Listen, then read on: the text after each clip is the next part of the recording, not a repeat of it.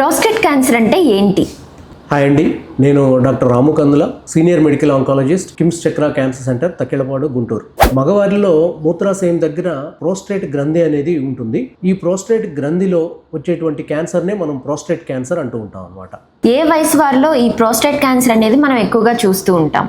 50 సంవత్సరాలు దాటినటువంటి పురుషుల్లో ఈ ప్రోస్టేట్ క్యాన్సర్ అనేది వస్తూ ఉంటుంది. కొంతమందిలో కనుక ఫ్యామిలీలో ఎవరికైనా ప్రోస్టేట్ క్యాన్సర్ అనేది ఉన్నట్లయితే, అంటే ఫ్యామిలీ హిస్టరీ కనుక ప్రోస్టేట్ క్యాన్సర్ ఫ్యామిలీ హిస్టరీ కనుక ఉన్నట్లయితే వారిలో 45 సంవత్సరాల నుంచే ఈ రిస్క్లో ఉండడం అనేది జరుగుతూ ఉంటుంది అన్నమాట. అసలు ఈ ప్రోస్టేట్ క్యాన్సర్కి ముఖ్యమైన రిస్క్ ఫ్యాక్టర్స్ ఏంటి? ముఖ్యమైన రిస్క్ ఫ్యాక్టర్ ప్రోస్టేట్ క్యాన్సర్కి ఏజ్. 50 ఇయర్స్ దాటిన పురుషులలో ప్రోస్టేట్ క్యాన్సర్ రిస్క్ అనేది ఎక్కువగా ఉంటుంది. ఏజ్ పెరిగే కొద్ది కూడాను ప్రోస్టేట్ క్యాన్సర్ రిస్క్ కూడాను పెరుగుతూ ఉంటుంది. ఇవే కాకుండా ఫ్యామిలీ హిస్టరీ, ఫ్యామిలీలో ఎవరికైనా ప్రోస్టేట్ క్యాన్సర్ ఉన్నట్లయితే వాళ్ళు ప్రోస్టేట్ క్యాన్సర్ బారిన పడే అవకాశం అనేది ఉంటుంది. తర్వాత అధిక బరువు, వ్యాయామం చేయకపోవడము, స్మోకింగ్, మితిమీరిన ఆల్కహాల్, ఇవన్నీ కూడాను ప్రోస్టేట్ క్యాన్సర్కి రిస్క్ ఫ్యాక్టర్స్గా పరిగణించబడతాయి అన్నమాట. అసలు ఈ ప్రోస్టేట్ క్యాన్సర్ని ముందుగానే ఎలా గుర్తించాలి?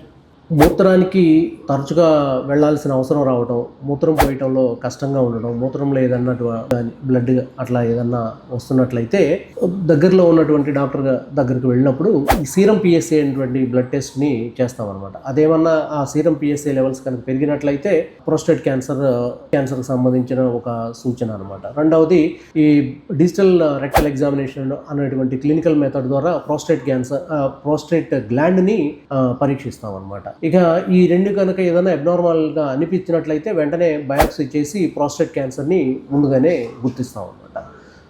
ప్రోస్టేట్ క్యాన్సర్ని ఎలా ప్రివెంట్ చేయాలి?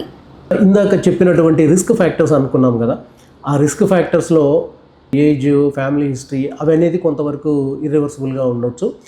ఇక ఏంటంటే కొంచెం బరువుని కంట్రోల్లో ఉంచుకోవటం, వ్యాయామం అనేది చేయడం రెగ్యులర్గా, తర్వాత ఈ స్మోకింగ్కి దూరంగా ఉండటం, ఆల్కహాల్ ఎక్కువగా సేవించడం అనేది మానేయటం, ఇటువంటి మెథడ్స్ ద్వారా కొంతవరకు మనం ప్రోస్టేట్ క్యాన్సర్ రిస్క్ అనేది తగ్గించవచ్చు. అసలు ఈ ప్రోస్టేట్ క్యాన్సర్కి ఏం ట్రీట్మెంట్స్ అవైలబుల్గా ఉన్నాయి? మనం ఏం ట్రీట్మెంట్స్ చేస్తున్నాం? అర్లీ ప్రోస్టేట్ క్యాన్సర్లో సర్జరీ, రేడియోథెరపీ అనేటువంటి ట్రీట్మెంట్లు చేస్తూ ఉంటాము. ఒకవేళ కనుక అడ్వాన్స్డ్ స్టేజ్కి కనుక ప్రోస్టేట్ క్యాన్సర్ వెళ్ళినట్లయితే వాళ్ళల్లో ముఖ్యంగా కీమోథెరపీ లేకపోతే ఇమ్యూనోథెరపీ, ఒక్కొక్కసారి ఈ న్యూక్లియర్ మెడిసిన్ టెక్నిక్స్, లుటీషియన్ థెరపీ అనేటువంటి ట్రీట్మెంట్ మెథడ్స్ ద్వారా కూడాను ప్రోస్టేట్ క్యాన్సర్ని నయం చేస్తూ ఉంటాము. ఇవన్నీ కూడాను మన ఆసుపత్రిలో అందుబాటులో ఉన్నాయి.